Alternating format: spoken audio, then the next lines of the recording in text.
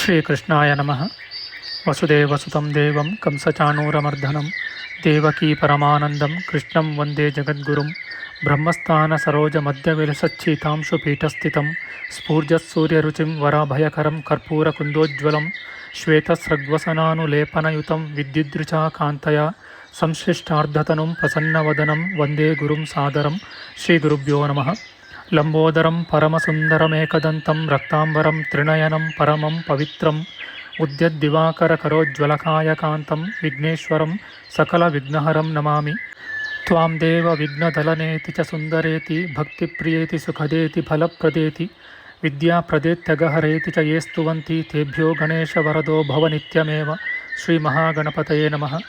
ಯಾ ಕುಂದೇಂದು ತುಷಾರಹಾರಧವಳಾ ಯಾ ಶುಭ್ರವಸ್ತ್ರಾವೃತಾ ಯಾ ವೀಣಾ ವರದಂಡಮಂಡಿತಕರ ಯಾ ಶ್ವೇತಪದ್ಮಾಸನ ಯಾ ಬ್ರಹ್ಮಾಚ್ಯುತಶಂಕರ ಪ್ರಭೃತಿಭಿರ್ದೇವೈ ಸದಾ ವಂದಿತಾ ಸಾ ಮಾಂ ಪಾತು ಸರಸ್ವತೀ ಭಗವತಿ ನಿಶೇಷಜಾಡ್ಯಾಪಃ. ಶ್ರೀ ಸರಸ್ವತ್ಯೇ ನಮಃ. ವೇದಾರ್ಥತತ್ವವಿಶದೀಕರಣೇನ ಪುಂಸಾಮುಚ್ಚೈರ್ಗತಿಂ ಜಗತಿ ಯೋ ದಯಯಾ ವಿಧಾತುಂ ರಮ್ಯಾಂ ಪುರಾಣಪದವೀಂ ಪ್ರಣಿನಾಯ ತಸ್ಮೈ ಲೋಕೇಶವೈಭವಪುಷೇ ಋಷಯೇ ನಮಸ್ತಾತ್. ತಸ್ಮೈ ವ್ಯಾಸಾಯ ಮುನಯೇ ಸರ್ವಜ್ಞಾಯ ಮಹರ್ಷಯೇ ಪರಾಶರ್ಯಾಯ ಶಾಂತಾಯ ನಮೋ ನಾರಾಯಣಾತ್ಮನೇ. ಶ್ರೀ ವ್ಯಾಸಾಯ ನಮಃ. ನಾರಾಯಣಂ ನಮಸ್ಕೃತ್ಯ ನರಂ ಚೈವ ನರೋತ್ತಮಂ ದೇವೀಂ ಸರಸ್ವತೀಂ ವ್ಯಾಸಂ ತತೋ ಜಯಮುದೀರಯೇತ್.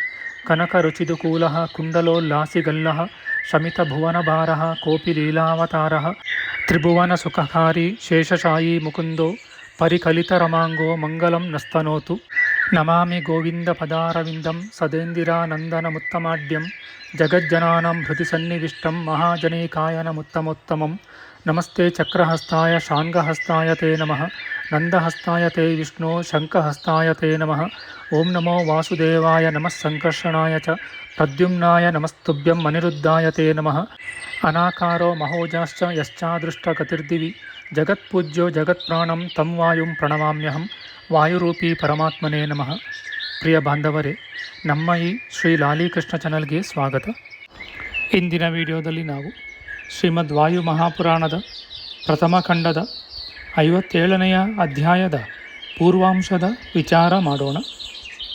ಈ ಅಧ್ಯಾಯದಲ್ಲಿ ಯಜ್ಞ ಪ್ರವರ್ತನೆ, ಚತುರ್ಯುಗಗಳು, ತಪಸ್ಸು, ಯಜ್ಞ, ಕಾಷ್ಟ, ಕಲಾ, ಮುಹೂರ್ತ, ಪಕ್ಷ, ಮಾಸ, ಋತು, ಅಯನ, ಸಂವತ್ಸರ ಇತ್ಯಾದಿಗಳ ವಿಚಾರ ಮಾಡೋಣ. ಶ್ರೀಕೃಷ್ಣಾಯ ನಮಃ. ಮುನಿಗಳು ಹೇಳುತ್ತಾರೆ, ಎಲೈ ಸೂತಮುನಿಯೇ, ಪೂರ್ವದ ಸ್ವಯಂಭುವ ಮನ್ವಂತರದಲ್ಲಿ ಯಾವ ಕೃತ ತ್ರೇತಾದಿ 4 ಯುಗಗಳಿದ್ದವೋ ಆ ಯುಗಗಳ ಸ್ವಾಭಾವಿಕವಾದ ಸ್ಥಿತಿಗತಿಗಳನ್ನು ಕೇಳಬೇಕೆಂದು ಇಚ್ಛಿಸುತ್ತೇವೆ, ತಿಳಿಸಬೇಕು. ಸೂತಮುನಿಯು ಹೇಳುತ್ತಾರೆ, ಪೃಥಿವ್ಯಾದಿಗಳ ಪ್ರಸಂಗವಶದಿಂದ ಪೂರ್ವದಲ್ಲಿ ನಾನು ಯಾವ ಚತುರ್ಯುಗಗಳ ವಿಷಯಗಳನ್ನು ನಿಮಗಾಗಿ ತಿಳಿಸಿದ್ದೆನೋ ಅವುಗಳನ್ನು ಈಗ ವಿಸ್ತಾರವಾಗಿ ನಿರೂಪಿಸುವೆನು, ಕೇಳಿರಿ. ಎಲೈ ಮುನಿವರ್ಯರೇ, ನಿಮಗಾಗಿ ಯುಗಗಳ ಸಂಖ್ಯೆ, ಯುಗ ಸ್ವರೂಪ, ಯುಗ ಭೇದ, ಯುಗ ಧರ್ಮ, ಯುಗ ಸಂಧಿ, ಯುಗ ಸಂಧಾನವೆಂಬ 6 ವಿಷಯಗಳನ್ನು ವಿಸ್ತಾರವಾಗಿಯೂ ಯಥಾಸ್ಥಿತವಾಗಿಯೂ ನಿರೂಪಿಸುವೆನು, ಕೇಳಿರಿ. ಈಗ ಲೌಕಿಕವಾದ ಮಾನುಷ ಸಂವತ್ಸರವನ್ನು ಪ್ರಮಾಣದಿಂದ ವಿವರಿಸಿ ತರುವಾಯ ಆ ಮಾನುಷಾಬ್ದಗಳು ಎಷ್ಟು ಆದರೆ ಒಂದು ಕೃತಯುಗವೆಂದು ತಿಳಿಸಿ ಬಳಿಕ ಚತುರ್ಯುಗಗಳ ಸ್ವರೂಪವನ್ನು ನಿರೂಪಿಸುವೆನು ಎಂದು ಮುನಿಯು ಹೇಳುತ್ತಾರೆ. ಲೌಕಿಕವಾದ ಯುಗವನ್ನು ತಿಳಿಯಬೇಕಾದರೆ ಮೊದಲು ನಿಮೇಷಕಾಲ, ಕಾಷ್ಟ, ಕಲ, ಮುಹೂರ್ತ ಇವುಗಳನ್ನು ತಿಳಿಯಬೇಕು. ನಿಮೇಷ ಕಾಲಕ್ಕೆ ಸಮವಾಗಿ ಲಘುವೆಂಬ ಅಕ್ಷರವಿದೆ ಎಂದು ತಿಳಿಯಬೇಕು. ನಿಮೇಷ ಕಾಲವೆಂದರೆ ಒಂದು ಸಲ ರೆಪ್ಪೆಯನ್ನು ಹಾಕುವ ಕಾಲಕ್ಕೆ ನಿಮೇಷ ಕಾಲವೆಂದು ನಾಮವು ಬಂದಿದೆ. ಆ ನಿಮೇಷ ಕಾಲದಲ್ಲಿಯೇ ಲಘು ಅಕ್ಷರಗಳನ್ನು ಉಚ್ಚರಿಸುವುದು. ನಿಮೇಷ ಕಾಲವು ಲಘು ಕಾಲವು ಒಂದೇ ಆಗಿರುವುದು. ಅಂತಹ 15 ನಿಮೇಷಗಳಾದರೆ ಒಂದು ಕಾಷ್ಟವಾಗುವುದು. ಅಂತಹ 30 ಕಾಷ್ಟಗಳಿಗೆ ಒಂದು ಕಲೆಯೆಂದು, ಇಂತಹ 30 ಕಲೆಗಳಿಗೆ ಒಂದು ಮುಹೂರ್ತವೆಂದು, ಅಂತಹ 30 ಮುಹೂರ್ತಗಳಿಗೆ ರಾತ್ರಿ ಮತ್ತು ಹಗಲೆಂದು ಸಂಜ್ಞೆಗಳು ಪ್ರಾಪ್ತವಾಗಿವೆ. ಹಗಲಿಗೆ 30 ಮುಹೂರ್ತಗಳು, ರಾತ್ರಿಗೆ 30 ಮುಹೂರ್ತಗಳು, ಹೀಗೆ 60 ಘಳಿಗೆಗಳು ಒಂದು ದಿವಸವಾಗುವುದು. ಸೂರ್ಯದೇವನು ಮನುಷ್ಯರು ಮತ್ತು ದೇವತೆಗಳು ಇವರ ಅಹೋರಾತ್ರಿಗಳನ್ನು ವಿಭಾಗಿಸುತ್ತಾನೆ. ಅವುಗಳಲ್ಲಿ ಹಗಲು ಸ್ವಧರ್ಮಾದಿ ಕರ್ಮಗಳು, ಗಮನಾಗಮನಾದಿ ವ್ಯಾಪಾರಗಳು ಇವುಗಳನ್ನು ಮಾಡುವುದಕ್ಕೂ, ರಾತ್ರಿಯು ನಿದ್ರಿಸುವುದಕ್ಕೂ ಏರ್ಪಟ್ಟಿವೆ. ಮನುಷ್ಯರ ಒಂದು ಮಾಸವು ಪಿತೃಗಳಿಗೆ ಅಹೋರಾತ್ರಿಗಳಾದ ಒಂದು ದಿವಸವು. ಆ ಅಹೋರಾತ್ರಿಗಳಲ್ಲಿ ಪಿತೃಗಳಿಗೆ ಕೃಷ್ಣ ಪಕ್ಷವು ಹಗಲಾಗಿಯೂ ಶುಕ್ಲ ಪಕ್ಷವು ರಾತ್ರಿಯಾಗಿಯೂ ಇರುವವು. ಮನುಷ್ಯರ 30 ತಿಂಗಳು ಪಿತೃಗಳಿಗೆ ಒಂದು ತಿಂಗಳಾಗಿರುವುದು. ಮನುಷ್ಯರ 360 ತಿಂಗಳುಗಳು ಪಿತೃಗಳಿಗೆ ಒಂದು ವರ್ಷವಾಗಿರುತ್ತದೆ. ಅಂದರೆ ಮನುಷ್ಯರಿಗೆ 30 ವರ್ಷವಾದರೆ ಪಿತೃಗಳಿಗೆ ಒಂದು ವರ್ಷವು. ಹೀಗೆ ಮಾನುಷ ಪ್ರಮಾಣದಿಂದ ಪಿತೃಗಳ ವರ್ಷಗಳನ್ನು ತಿಳಿಯಬೇಕು. ಮನುಷ್ಯಮಾನದಲ್ಲಿ 100 ವರ್ಷಗಳಾದರೆ ಪಿತೃಗಳಿಗೆ 3 ವರ್ಷಗಳಾಗುವವು. ಮನುಷ್ಯರ 100 ವರ್ಷಕ್ಕಿಂತಲೂ ಪಿತೃಗಳ 3 ವರ್ಷಗಳಲ್ಲಿ ಪಿತೃಮಾನ ರೀತ್ಯ 4 ತಿಂಗಳು ಅಧಿಕವಾಗಿರುತ್ತದೆ. ಲೌಕಿಕ ಪ್ರಮಾಣಾನುಸಾರವಾಗಿ ಮನುಷ್ಯರಿಗೆ 1 ವರ್ಷವೆಂದು ಯಾವ ಕಾಲವು ಪರಿಗಣಿತವಾಗಿದೆಯೋ ಆ 1 ವರ್ಷವು ದೇವಮಾನ ರೀತ್ಯ ದೇವತೆಗಳಿಗೆ 1 ದಿವಸವೆಂದು ಶಾಸ್ತ್ರಕಾರರು ನಿಶ್ಚಯಿಸಿರುವರು. ದೇವತೆಗಳ ಅಹೋರಾತ್ರಿಗಳೆರಡು ಕೂಡಿದರೆ ಮನುಷ್ಯರಿಗೆ 1 ವರ್ಷವಾಗುವುದು. ದೇವತೆಗಳ ಅಹಸ್ಸಿನಲ್ಲಿ ಅಂದರೆ ಮನುಷ್ಯರ 6 ತಿಂಗಳುಗಳಲ್ಲಿ ಉತ್ತರಾಯಣವೂ ರಾತ್ರಿಯಲ್ಲಿ ದಕ್ಷಿಣಾಯನವೂ ಆಗುವವು. ದೇವತೆಗಳ ಯಾವ ಹಗಲು ರಾತ್ರಿಗಳನ್ನು ದೇವಮಾನ ರೀತ್ಯ ತಿಳಿಸಿದೆವೋ ಅವುಗಳಲ್ಲಿ ಮನುಷ್ಯರಿಗೆ 30 ವರ್ಷಗಳಾದರೆ ದೇವತೆಗಳಿಗೆ 1 ತಿಂಗಳಾಗುವುದು. ಮನುಷ್ಯರಿಗೆ 100 ವರ್ಷಗಳಾದರೆ ದೇವತೆಗಳಿಗೆ 3 ತಿಂಗಳುಗಳು 10 ದಿವಸಗಳು ಆಗುವವೆಂದು ದೇವಮಾನ ಪ್ರಕಾರವಾಗಿ ಶಾಸ್ತ್ರಕಾರರು ಶಾಸ್ತ್ರಗಳಲ್ಲಿ ಹೇಳಿರುತ್ತಾರೆ. ಮನುಷ್ಯರಿಗೆ 360 ವರ್ಷಗಳಾದರೆ ದೇವಮಾನ ರೀತ್ಯ ದೇವತೆಗಳಿಗೆ 1 ವರ್ಷವೆಂದು ಮನುಷ್ಯಮಾನ ರೀತಿಯಲ್ಲಿ ವಿಧಿತವಾಗಿದೆ. ಇದಕ್ಕೆ ದಿವ್ಯ ಸಂವತ್ಸರವೆಂಬ ನಾಮವು ಸಂಭವಿಸಿದೆ. ಮಾನುಷ ಪ್ರಮಾಣ ರೀತಿಯಲ್ಲಿ ಮನುಷ್ಯರಿಗೆ 3030 ವರ್ಷಗಳಾದರೆ ಸಪ್ತರ್ಷಿಗಳಿಗೆ 1 ವರ್ಷವಾಗುವುದು. 3030 ವರ್ಷಗಳಿಗೆ ಸಪ್ತರ್ಷಿ ವತ್ಸರವೆಂಬ ನಾಮವು ಬಂದಿದೆ. ಮನುಷ್ಯ ಪ್ರಮಾಣಾನುಸಾರವಾಗಿ 9090 ವರ್ಷಗಳಾದರೆ ಅದಕ್ಕೆ ಕ್ರೌಂಚ ಸಂವತ್ಸರವೆಂಬ ಸಂಜ್ಞೆಯು ಪ್ರಾಪ್ತವಾಗಿದೆ. ಮನುಷ್ಯ ಪ್ರಮಾಣದಲ್ಲಿ ಮನುಷ್ಯರಿಗೆ 36,100 ವರ್ಷಗಳಾದರೆ 1 ದಿವ್ಯ ವರ್ಷವಾಗುವುದು ಎಂದು ಶಾಸ್ತ್ರದಲ್ಲಿ ನಿರೂಪಿತವಾಗಿದೆ. 1 ದಿವ್ಯ ವರ್ಷಕ್ಕೆ ಮಾನುಷ ಪ್ರಮಾಣದಲ್ಲಿ 36,100 100 ವರ್ಷಗಳಾಗುವವು. ಮನುಷ್ಯ ಪ್ರಮಾಣಾನುಸಾರ 3,60,000 ವರ್ಷಗಳಾದರೆ, ದೇವಮಾನ್ಯ ರೀತ್ಯ 1 ದಿವ್ಯ ಸಹಸ್ರ ವರ್ಷಗಳು ಆಗುವುದೆಂದು ಕಾಲಜ್ಞರಾದ ಮಹಾತ್ಮರು ಸಂಖ್ಯೆಗಳಿಂದ ಗುಣಿಸಿ ಹೇಳಿರುವರು. ಇದೇ ದೇವತೆಗಳ ಜೀವಮಾನ ಕಾಲವೆಂದು ಕಾಲಜ್ಞರು ಹೇಳುವರು.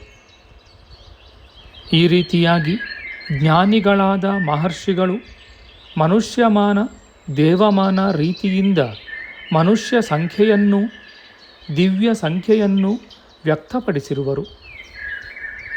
ಯುಗಗಳ ಪ್ರಮಾಣವನ್ನು ಹೇಳುವಾಗ ದಿವ್ಯ ಸಂಖ್ಯೆಯನ್ನೇ ಉಪಯೋಗಿಸಬೇಕೆಂದು ಮಹಾತ್ಮರು ಹೇಳುವರು.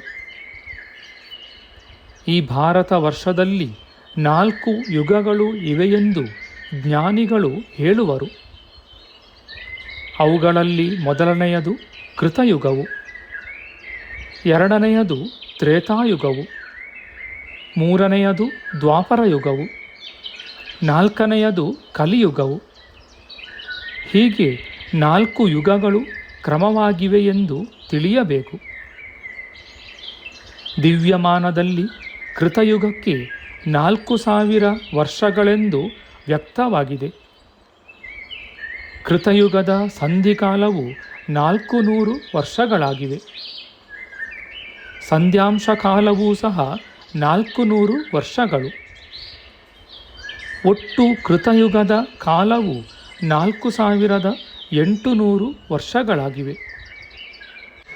ಇದೇ ರೀತಿಯಲ್ಲಿಯೇ ಇತರ ಯುಗಗಳಲ್ಲಿಯೂ ಸಂಧ್ಯಾಂಶ ಮತ್ತು ಸಂಧ್ಯಾಂಶಗಳಲ್ಲಿ ಒಂದೊಂದು ಸಹಸ್ರಗಳು ಒಂದೊಂದು 100 ಕಡಿಮೆಯಾಗಿರುತ್ತವೆ.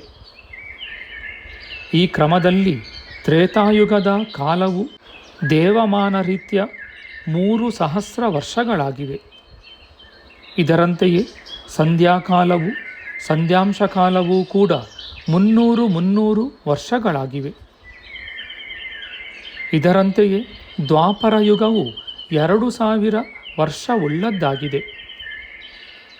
ಅದರ ಸಂಧ್ಯಾಕಾಲವು 200 ವರ್ಷಗಳಾಗಿಯೂ ಸಂಧ್ಯಾಂಶ ಕಾಲವು 200 ವರ್ಷಗಳಾಗಿಯೂ ಇರುತ್ತವೆ. ಹಾಗೆಯೇ ಕಲಿಯುಗದ ಪ್ರಮಾಣವು 1,000 ವರ್ಷಗಳು. ಮನುಷ್ಯಮಾನದಲ್ಲಿ 3,60,000 ವರ್ಷಗಳಾಗುವವು.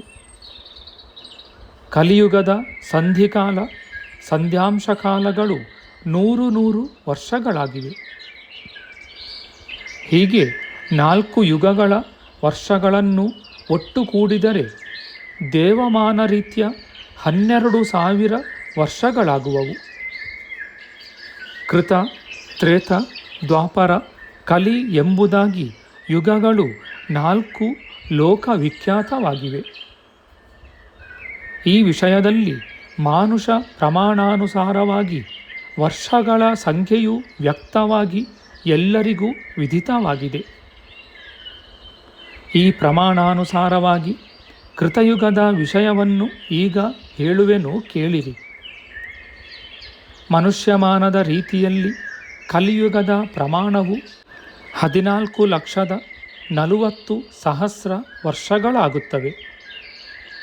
14,40,000 ವರ್ಷಗಳವರೆಗೂ ಕಲಿಯುಗವು ಇರುವುದು. ಈ ಪೂರ್ವದಲ್ಲಿ ಹೇಳಿದ ಕ್ರಮದಲ್ಲಿ ಕಲಿಯುಗಕ್ಕೆ ಹೇಳಿದಂತೆಯೇ ಮನುಷ್ಯಮಾನದಲ್ಲಿ ಇತರ ಯುಗಗಳ ಕಾಲ ಪ್ರಮಾಣವನ್ನು ಊಹಿಸಬೇಕು. ಹೀಗೆ 4 ಯುಗಗಳನ್ನು ಸಂಧ್ಯಾಂಶಗಳನ್ನು ಒಟ್ಟು ತಿಳಿಯಬೇಕು.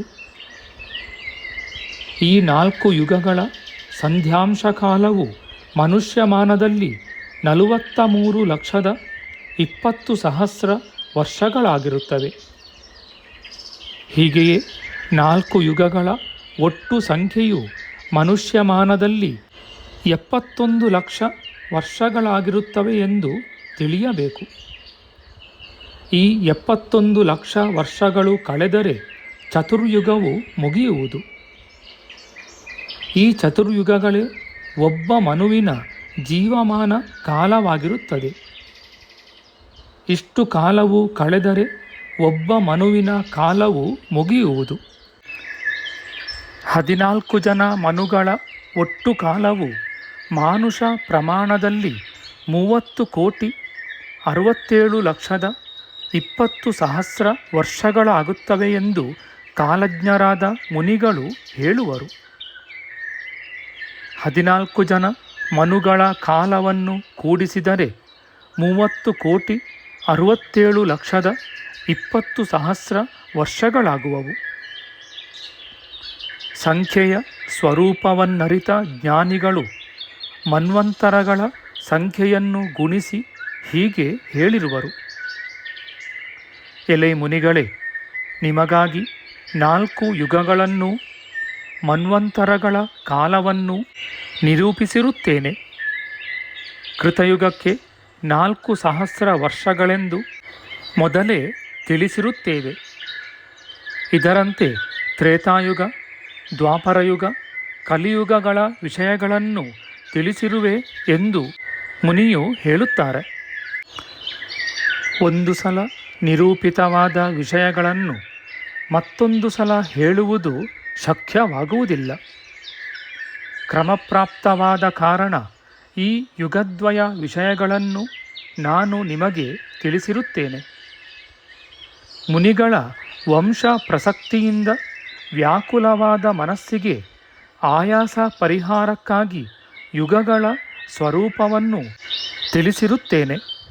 ನಮ್ಮ ಮುಂದಿನ ವಿಡಿಯೋದಲ್ಲಿ ನಾವು ಶ್ರೀಮದ್ ವಾಯು ಮಹಾಪುರಾಣದ ಪ್ರಥಮ ಖಂಡದ 57ನೆಯ ಅಧ್ಯಾಯದ ಮಧ್ಯಮಾಂಶದ ವಿಚಾರ ಮಾಡೋಣ. ಆಧ್ಯಾತ್ಮಿಕ ಚರ್ಚೆ ಮತ್ತು ವಿಚಾರ ವಿನಿಮಯಕ್ಕಾಗಿ ಶುರು ಮಾಡಿದ ಈ ಚಾನಲ್ನಲ್ಲಿ ನಾವು ಅಪ್ಲೋಡ್ ಮಾಡುವ ಎಲ್ಲ ವಿಡಿಯೋಗಳನ್ನು ಸಂಪೂರ್ಣವಾಗಿ ನೋಡಿ ನಿಮ್ಮ ಸಲಹೆಗಳನ್ನು ಕಮೆಂಟ್ ಬಾಕ್ಸ್ನಲ್ಲಿ ಬರೆಯಿರಿ. ಈ ಚಾನಲ್ಗೆ ಸಬ್ಸ್ಕ್ರೈಬ್ ಮಾಡಿ ಹಾಗೂ ಬೆಲ್ ಬಟನ್ ಒತ್ತಿ ನಾವು ಹಾಕುವ ಎಲ್ಲ ವಿಡಿಯೋಗಳನ್ನು ನೋಡಿ ಪ್ರೋತ್ಸಾಹಿಸಿ. ಕೃಷ್ಣಂ ನಾರಾಯಣಂ ವಂದೇ ಕೃಷ್ಣಂ ವಂದೇ ವ್ರಜಪ್ರಿಯಂ ಕೃಷ್ಣಂ ದ್ವೈಪಾಯನಂ ವಂದೇ ಕೃಷ್ಣಂ ವಂದೇ ಪೃಥಾಸುತಂ. ಶ್ರೀಕೃಷ್ಣಾಯ ನಮಃ.